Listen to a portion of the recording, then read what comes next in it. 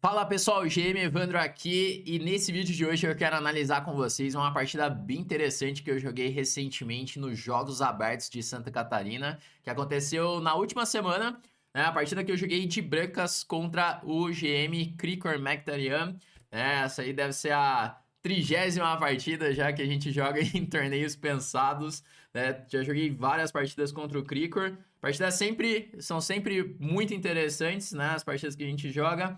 E essa partida basicamente aconteceu de tudo e eu quero mostrar aqui pra vocês tudo que rolou, tudo que eu pensei, lance a lance, todas as capivaradas que rolaram também durante essa partida. Mas falando sobre o JASC aqui, né, os Jogos Abertos de Santa Catarina, para quem não conhece, esses jogos acontecem todo ano e são jogos por equipe, onde a gente representa ali algumas cidades. No caso, eu estava representando a cidade de Itajaí, né? E a minha equipe era eu, o GM Sup, GM Iago e o mestre internacional Simon Langday. Então era uma equipe bem forte, né? Então pelo rate a nossa equipe era a favorita.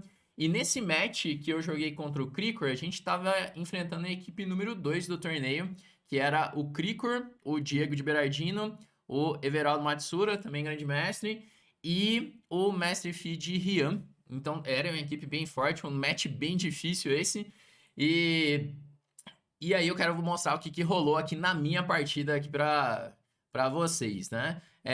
Que essa é uma partida que, na verdade, eu tava esperando jogar contra o Matsura, só que eles fizeram outra escalação e aí acabei sendo surpreendido, né? Que eu acabei preparando pra jogar contra o Matsura, mas de repente apareceu o Krikor lá na frente e aí tive que improvisar ali. Por sorte eu tinha até preparado uma variante para jogar contra a Naidorf, que eu consegui usar nessa partida.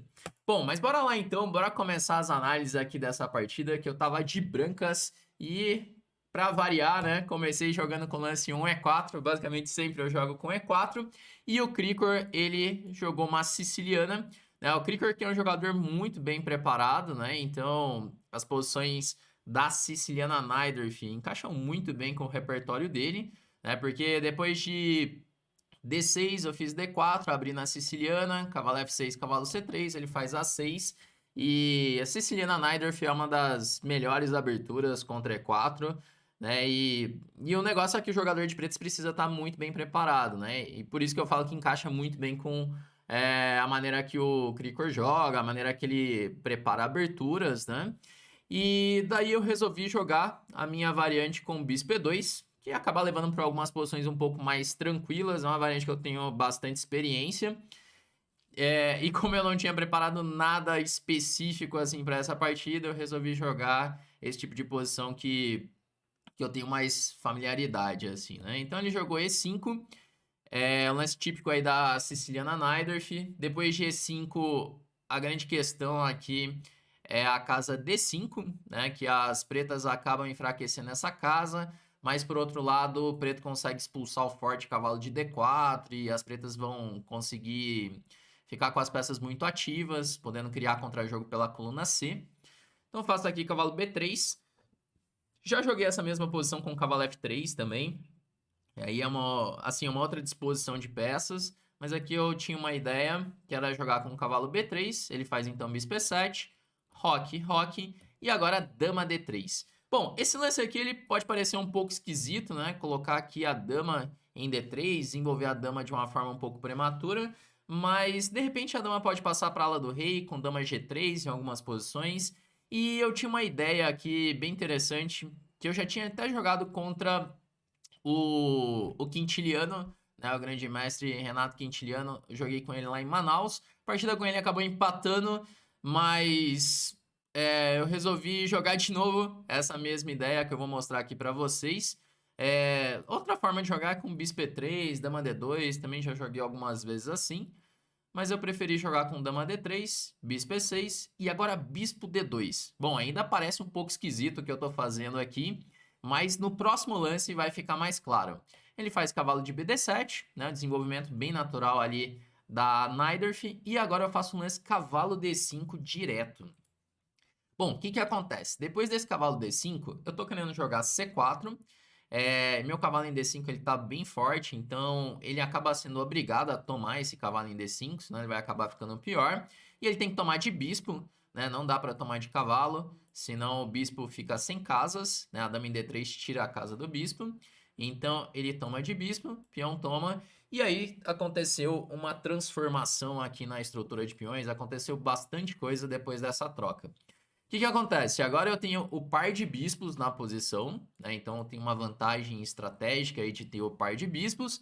E eu tenho também uma maioria de peões na ala da dama. Então, se você olhar aqui na ala da dama, eu tenho 4 peões contra 3 na ala da dama. Então, eu posso pensar em avançar essa maioria em algum momento. E com esse meu bispo em D2, surge ideias de melhorar o meu cavalo de B3, que está mal colocado, levando esse cavalo para A5. Então eu posso combinar ideias como C4, cavalo A5, B4 e buscar aqui o C5, né? Essa ruptura que eu quero fazer. Então, por exemplo, digamos que ele jogue um cavalo E8.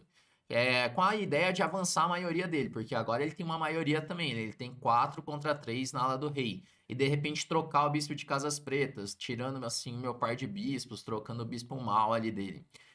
Se ele tentar uma ideia assim, eu posso já jogar com o cavalo A5.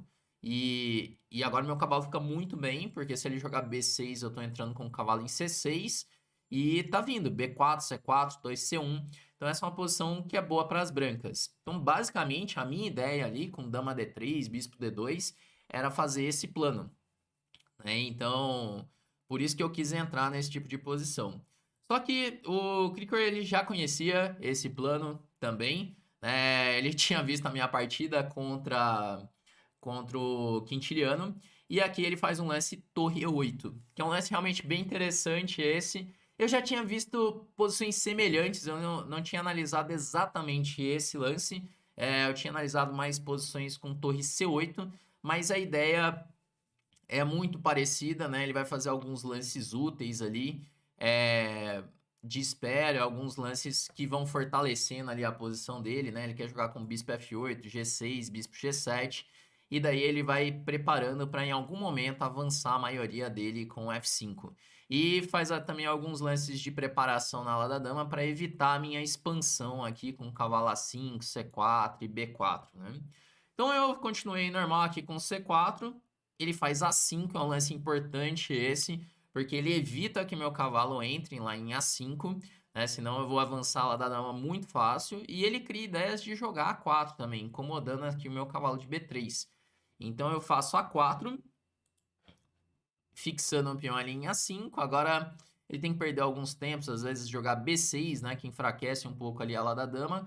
Mas aí ele defende A5. Mas é um lance que eu tenho que fazer, né? Eu tenho que fazer A4. E agora ele faz bispo F8. Bom, então, como eu falei, eu já conhecia mais ou menos esse tipo de posição. Então, eu tenho ideias como torre E1, passar a dama para H3. Eu lembro que tinha analisado até algumas posições, algumas partidas de correspondência que jogar com G4, G5. Mas acontece que a forma que o Krikor jogou ali com G6 e bispo G7, esse meu plano não funciona bem, né? Depois de bispo G7, dificilmente um G4 vai funcionar aqui, né? Porque ele tá muito bem preparado ali. E além disso, sempre que eu jogar um G4, ele vai ter um cavalo E4. Já tocando no bispo, esse cavalo podendo ir para C5, até mesmo para G5 às vezes. Inclusive, nessa ordem que ele jogou, muitas vezes cavalo E4 pode ser uma ideia interessante. Até me incomodava lances como cavalo E4, dama B6. Ele acabou não jogando, né? Porque parece que vai ficar um pouco estranho ali as peças, mas é uma ideia que depois vendo no computador, eu passei rapidinho, o computador gostava desse tipo de lances, né? Tanto que aqui depois de bispo G7 eu faço rei H1, que é um lance útil, às vezes para jogar um F3 ou F4. Dama C7 eu faço um dama H4 para vigiar aqui a casa E4, né? Então ele seguiu com B6 para liberar a torre de A8, defendendo assim o peão de A5. Ele quer jogar um torre C8, por exemplo. E agora eu jogo o bispo C3. Estou tentando organizar as minhas peças aqui, porque o cavalo de B3 ele não tá legal. Então quero trazer esse cavalo para D2, voltando ele para o jogo. De repente jogar um bispo D3 também, vigiando a casa E4. Então dá para perceber que é uma posição lenta, uma posição de manobras essa, né? Cada lado aqui preparando aqui as suas peças, né? Então, ele jogou aqui torre C8 e eu faço bispo D3. Esse bispo D3, além de ter essa ideia que eu falei de jogar um cavalo D2 e controlar bem a casa E4, é um lance um pouco provocativo, né? Porque sempre que ele fizer um E4, eu posso simplesmente voltar e agora meu cavalo tá vindo para D4, e aí eu tenho as casas B5 ou C6 pro cavalo. Mas aí o Krikor jogou dama D8, sólido aqui, ele quer jogar um cavalo H5, passar esse cavalo para F4. Então joguei dama H3, já prevenindo essa ideia. Se ele jogar cavalo H5, agora eu posso até mesmo jogar um G3. E aí ele faz H5. Bom, H5, ele tá querendo jogar de repente um cavalo G4, tem ideias de bispo H6 também. Lembrar que as pretas querem expandir a maioria na ala do rei. Eu quero expandir na ala da dama, mas ele jogou esse plano de A5 e B6 que dificulta bastante. E ele quer expandir na ala do rei. Só que também eu tô bem preparado aqui para a expansão dele na ala do rei, né? Não é tão simples fazer isso, porque sempre que ele avança a ala do rei, ele vai criando fraquezas no roque também. Então, eu joguei aqui cavalo D2, ele faz cavalo C5, bispo C2, bispo H6 e agora F3, controlando aqui a casa E4 e às vezes preparando G4, né? Com esse bispo aqui em C2 apontando para lá do rei, muitas vezes o G4 ele vai ser um lance bom. Direto esse G4 não funciona, né? Porque aquele jogo cavalo H7, se eu jogar G4, por exemplo, ele tem ideias como dama D7, e daí minha dama tá no ar, tá vindo um cavalo G5, por exemplo, tocou em A4. Então ainda não dá para fazer esse tipo de lance, eu tenho que preparar melhor. Por isso eu faço aqui G3, né? Então eu posso jogar um dama G2 primeiro, e aí começar a preparar as rupturas, ou F4, ou G4, para começar a abrir a posição para os meus bispos. Mas aí o Krikor faz dama D7. Esse lance, eu não sei se é uma boa, assim... porque eu sempre achava que o final tava... O final seria bom para as brancas, né? Então ele jogou esse dama D7. Foi um lance que eu não gostei muito, assim. É, Passando rápido, o computador acho que tá ok, dama D7. Só que ele tem que tomar uns cuidados, assim, que ele acaba tendo que expandir mais rápido na ala do rei. Senão ele pode ficar um pouco passivo, né? Como aconteceu ali na partida. Esse tipo de posição eu acho que com as damas, é, o potencial aqui das pretas na ala do rei é maior do que sem as damas, né? É porque aqui acontece o seguinte, depois que troca as damas, eu não preciso me preocupar com tanta coisa, assim, né? Eu não preciso me preocupar com ataques na ala do rei, por exemplo, é, o que poderia acontecer com as damas, né? Então, aqui eu me senti bem mais confortável depois que trocou as damas. Eu faço B3, defendendo aqui o peão de C4 já, podendo liberar meu cavalo. Veio o cavalo F6. E aqui um lance bem legal. Agora começa... Eu preciso manobrar minhas peças, melhorar as peças. E esse lance aqui é bem interessante, porque se você olhar esse cavalo de D2, esse cavalo ele tá mal colocado aqui em D2. E qual seria uma casa ideal para colocar o cavalo? O sonho das brancas é esse cavalo chegando aqui em B5, né? Porque se o cavalo chega em B5, ele fica um monstro ali em B5. E o peão de D6, ele é muito fraco, né? Esse peão tá atrasado. Ele vai ter que ficar com alguma peça passiva na defesa desse peão. Então, se olhar na estrutura de peões, né? O branco não tem, assim, uma debilidade, né? Talvez o peão de B3 seja o ponto mais fraco, assim, das brancas. Mas o preto, ele tem essa debilidade. Tanto B6 quanto D6. Então, aí começa as manobras, né? Então, é aquilo que eu falei. Sem as damas, fica mais fácil de eu conseguir manobrar.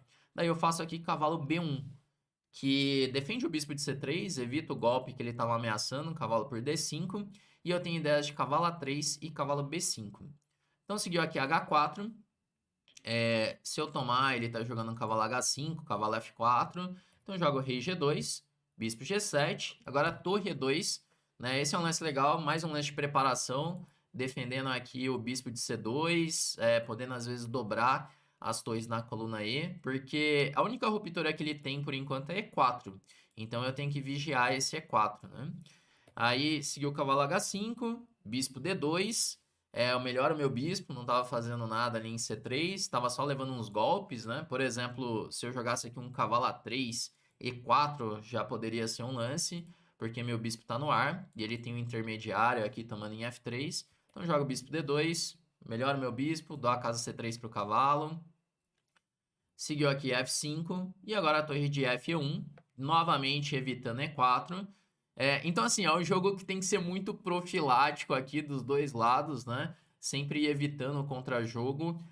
Então primeiro eu evito esse contra-jogo dele, as ideias ativas que ele tem, para depois começar assim a atacar, né? A atacar as fraquezas que tem na posição dele também. Daí ele tomou em G3, HG3, cavalo F6, cavalo A3, cavalo C5, cavalo B5, e finalmente meu cavalo chegou lá na posição dos sonhos, né? Cavalo B5, e aí ele faz torre D8. Bom, então esse é um momento bem crítico assim da partida, que aqui eu acho que eu tenho uma vantagem boa, assim, eu achava que a posição era muito confortável de jogar, porque ele ficou passivo aqui com a torre de D8, ele tem as debilidades já, mas é uma posição bem difícil de quebrar, né? Porque o que eu tenho que fazer? Eu tenho que encaixar em algum momento a ruptura G4 ou a ruptura B4 para começar a abrir a posição para os meus bispos, né? Então eu preciso preparar um desses lances, né? E assim, a situação na partida que era bem confortável é uma questão do tempo também, porque eu tinha mais ou menos uns 30 minutos, e daí o Krikor tava bem apurado já, ele tinha ali 2 minutos, tava baixando de 2 minutos, então é uma situação um pouco difícil ali para ele. Só que assim, o Krikor costuma jogar muito bem nesses apuros, assim. Ele tá acostumado a ficar apurado, então não é um negócio que incomoda assim tanto ele, né? Bom, daí eu pensei bastante no lance G4, eu queria já fazer esse lance direto. Por exemplo, FG4, FG4, cavalo G4 e agora tomar em G6. Mas eu não tinha certeza o que estava acontecendo aqui depois de cavalo B3. Dava a impressão que a posição tava bem bonita aqui das brancas, os bispos entrando, tem bispo G5 agora, é, mas na hora eu não consegui avaliar direito essa posição, e eu preferi ir mais lento, assim, eu joguei bispo G5, torre D7, torre H1, e a minha ideia é jogar torre H4 e depois G4. Eu quero fazer o G4 para abrir a diagonal para o bispo, mas eu vou preparar um pouquinho mais. Voltei o bispo para E3, sempre de olho no E4 dele, evitando essa ruptura. Torre H4, torre B8. Esse lance aqui foi uma perda de tempo, né? A torre B8. E aí eu faço G4.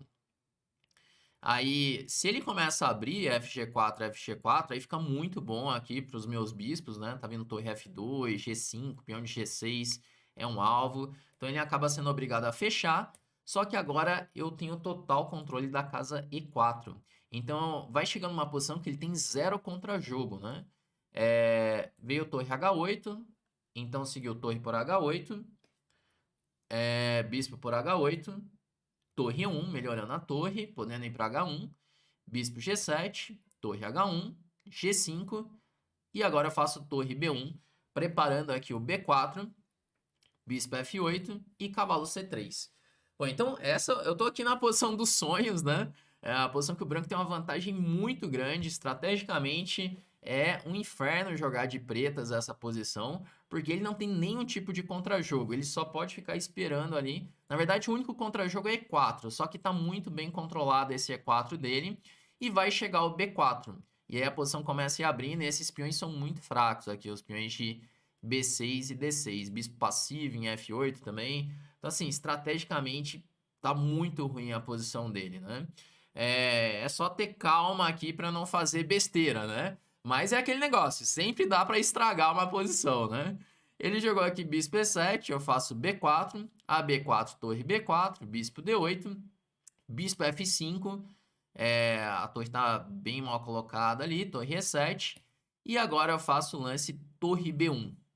Bom, eu tava pensando em tomar em C5 direto, e quando tomar em C5, por exemplo, DC5 aí, torre B1, e o bom dessa posição é que ele não tem nenhum tipo de contra-jogo, o E4 nunca chega, tô com o peão passado defendido, tem ideias de D6 já, posição muito ruim para ele e zero contra-jogo.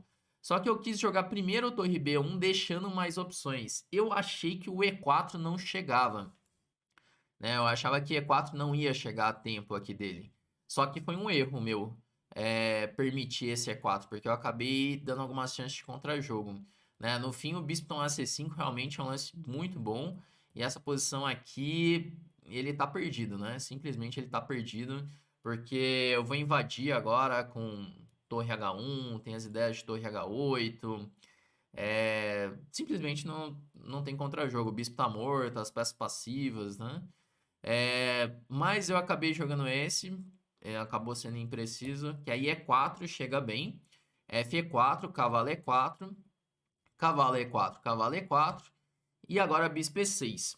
A questão é que eu achei que depois de bispo E6, ele tava ficando perdido aqui nessa posição, só que começa a surgir uns recursos para ele. Por exemplo, depois de rei por G6, aqui tá caindo B6, né?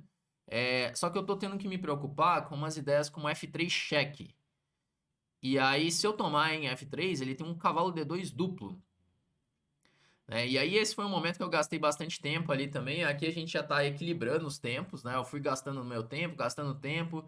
E aqui já tá aquilo, ele tem 2 minutos, 1 minuto, eu também tenho uns 2, 3 minutos. E aí começa a acontecer de tudo na partida, né? Quando eu tá com pouco tempo, é, pode acontecer qualquer coisa, não é terra de ninguém, né? Ali no apuro de tempo. E essa posição de repente fica complicada. E a questão é que depois de bispo toma, eu calculei o F3 e eu achei que F3 ele tava ficando perdido. Só que no apuro de tempo é um lance muito intuitivo F3. Né? Eu achava que tinha que jogar bispo toma B6, torre B6 e jogar essa posição aqui. Que pode ficar um pouco perigosa para mim, porque ele tem um peão passado de F, se de repente ele consegue ativar essa torre, não é tão fácil assim de usar meu peão a mais. Só que eu tinha visto uma ideia que, por exemplo, se ele jogar ré F6, eu tô jogando bispo F5. E, bom, eu tô ameaçando tomar e tomar com cheque em D6. Ele também não tem tempos para avançar F3. Então ainda tô melhor na posição, mas era a posição que eu tava esperando aqui. Só que ele faz F3, eu jogo rei por F3, sacrifico a qualidade, cavalo D2 cheque, rei E2, cavalo B1 e agora bispo por D8. Bom, e essa posição simplesmente o branco tá ganho, né? Porque eu tenho aí 2 peões pela qualidade, par de bispos, e ainda tá caindo os peão de D6 em algum momento. Tem as ideias de bispo F5 cheque, o cavalo tá no ar, os próximos lances, tanto que o próximo lance dele é forçado, né? Torre B7, para não perder. Tem um peão de A passado. Então, assim, objetivamente falando, a posição tá ganha. Eu sei que a posição tá ganha. Só que ainda tem que tomar uns cuidados, né? Tem que tomar uns cuidados porque ele tem uns cheques e o apuro de tempo que acaba pegando bastante agora, né? Ele joga a torre B7, eu faço C5, que é o lance, né? C5 sacrificando um peão, porque agora vai passar o peão de D, então D6, torre B2 cheque, rei E3, cavalo C3 e agora eu faço bispo F5 cheque. Aqui D7 matava já, esse lance já ganhava a partida. Eu não vi que torre E2, rei D3, torre E6 tinha bispo C7. Isso aqui é bem fino, né? Porque aí tira a casa da torre e vai promover no próximo. Aqui simplesmente acabava a partida. Só que vendo que ele tá ameaçando torre E2, eu não vi que tinha o bispo C7, eu joguei bispo F5 cheque. Aí ele joga rei F7 e agora sim eu faço D7. Bom, de qualquer forma, tá difícil aqui pra ele, que eu tô jogando bispo G5 promovendo o peão de D. Mas ele faz cavalo D5, rei D3 e agora a torre B8. A torre volta para evitar a promoção, bispo G5 e chega um cavalo F6 a tempo aqui. Então assim, o Krikor foi lutando bem ali, né? Foi fazendo tudo que ele podia ali para defender. E eu ainda não tô tendo uma vitória matemática, né? Daí eu joguei rei C4 para tomar em C5, ajudar no avanço do peão de A. Ele jogou torre A8, rei C5, torre A5 cheque. E aqui eu tinha rei B6, que era decisivo, assim. Porque aqui, claro, se bispo F5, G5, cavalo D7, ele vai perder esse final. O cavalo não vai conseguir segurar os 2 peões. Só que na hora ali, eu não tava vendo exatamente o que jogar contra a torre D5, né? Porque ele tá ameaçando tomar em D7 e no apuro de tempo eu não consegui ver o que fazer contra a torre D5, eu joguei rei B4, que também tá ganho, né? Só que depois de torre D5 eu tenho que tomar em F6, rei F6, e agora surge esse final aqui, onde eu tenho bispo e 3 peões contra a torre, que é um final ganho, né? Só que tem que jogar preciso, né? Daí ele jogou rei E7, controlando ali a promoção, A6, torre D2, para poder jogar um torre A2 em algum momento. E aqui eu calculei que G5 ganhava nessa posição. E fiz um lance G5. Mas tinha lances mais simples do que esse, né? Por exemplo, rei C5, porque agora se torre A2, rei B6. E, por exemplo, torre B2, rei C7. E ele não tem mais o cheque em C2, eu tô promovendo. E aqui acabou a partida, simplesmente, né? Ele teria que jogar um rei D8. Só que eu começo a avançar o peão de G. E a torre não consegue parar, né? Não consegue parar os 2 peões passados. Só que aqui eu calculei o seguinte, eu calculei que dava para jogar G5, torre B2, rei C5, e aí quando ele joga... Ah, esse lance aqui, na verdade eu tinha calculado rei C5, se torre A2, a questão era que G6, torre A6, acho que G6, torre A6, e eu acho que aqui é isso? D8 cheque, rei D8 e G7. Porque agora não tem mais a casa G6 para torre e eu tô promovendo o peão de G. Né? Não tem como parar. Se torre A5 cheque, rei B6, também tô promovendo. Então eu calculei essa variante ali. Só que ele joga torre F2. Que é um lance que eu não tinha visto quando eu joguei G5, então esse lance já foi uma surpresa. E daí eu faço bispo E4. E eu calculei que ganhava, achei que tinha acabado a partida aqui. Porque ameacei A7, A8 dama. Ele tem que jogar torre A2 forçado. E agora, o lance que eu tinha calculado quando eu fiz ali o bispo E4 era G6. Porque se jogar a torre por A6, G7. E novamente, a torre não tem G6, não tem A8 e simplesmente eu vou promover. Só que ali, na hora que ele jogou o torre A2, eu fui revisar essa variante e depois de torre A6, G7, eu vi que ele tinha um torre A5 cheque. E aqui eu tomei um susto nessa posição, porque torre A5, rei B6, torre G5, ele controla a promoção e tá controlando os 2 peões. E nisso ali eu tenho alguns segundos para fazer o lance. E aí, nesse susto, eu não joguei o G6. Só que essa posição tá ganha. Porque eu jogo aqui rei C7. Ameaça não promover. E se ele dá um cheque, eu tenho bispo C6. E aí vou promover o peão de D e aqui acabou a partida. Então, na verdade, tava tudo certo o que eu fiz até agora. Só que aí no susto, ali com segundos ali, eu joguei rei B6. Porque eu não vi aquela ideia de rei C7 bispo C6. Daí ele toma em D7, eu faço A7, rei E6, G6, rei F6. E aqui o último momento crítico da partida, porque a posição ainda tá ganha, né? Só que aqui eu achei que eu já tinha estragado a posição. Né? Ali eu já tinha perdido o controle já, que tava numa posição super ganha, e aí foi fazendo besteira, deixando passar, deixando passar. E aqui eu não vi que a posição ainda estava ganha, né? Então aqui, se você quiser parar, pensar nessa posição, ainda joga o branco e ganha. O ganho é muito simples, na verdade, né? Se parar para pensar que um pouquinho, dá para ver o ganho. Só que na hora eu já achei que tinha deixado escapar e não vi esse lance, né? Eu acabei jogando aqui rei B7. Rei B7, esse lance empata já.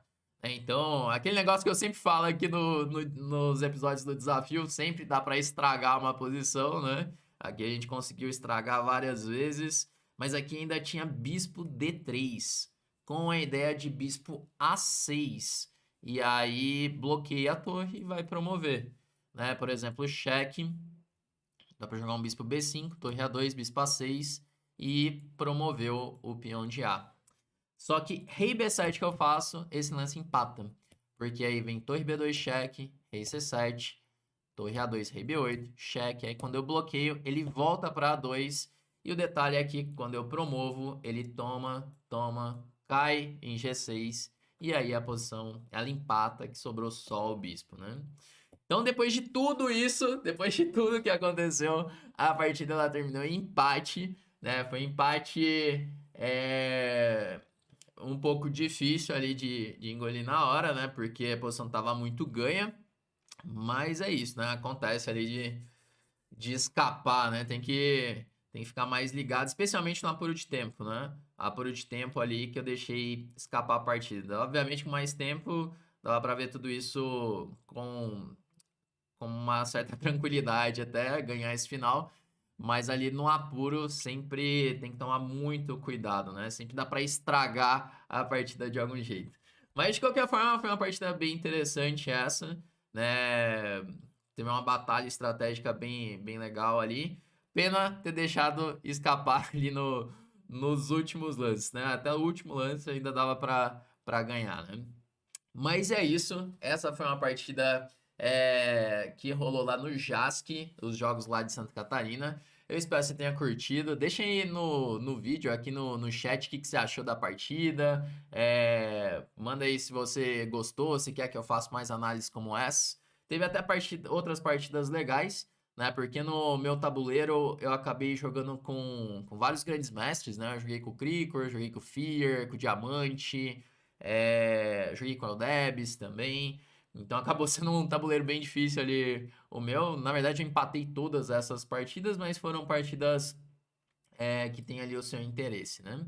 Mas deixa aí, se você curtiu, deixa seu like também. De repente eu volto analisando mais partidas dos jogos por aqui, beleza? Bom, então é isso. Vamos encerrando por aqui e até a próxima.